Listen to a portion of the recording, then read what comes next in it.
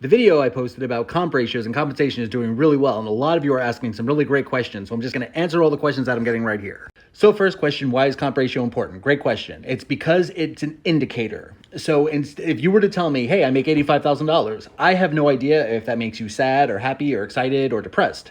But if you tell me I make 0.85 in comp ratio, what you're telling me is how you're doing in the range, because comp ratio measures where you are against what the company is determining to be midpoint.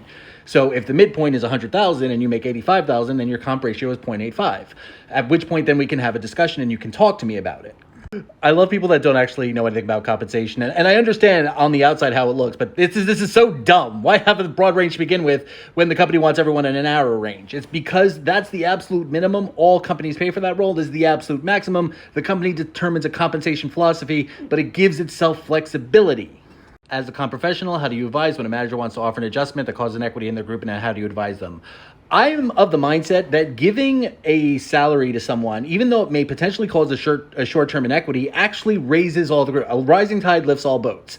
So if a manager really wants to put someone that causes potential inequity, that means that those people that have the inequity will all get raised during the next cycle. So I always just measure it in risk versus reward. Okay, this 4-paragraph novel is basically someone seeming to get screwed over. My response to you would be either have a really stern conversation about how you're underpaid or look for another role.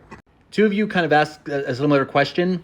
Where you are in comp ratio and promotion availability are really two separate things. Of course, if someone is higher against one, especially if someone starts crossing into like 112% or 115%, we really start looking at where they are and why they're not ready to be promoted. So it's definitely, you'll get a second glance, but it's not as though it increases your likelihood of getting promotion.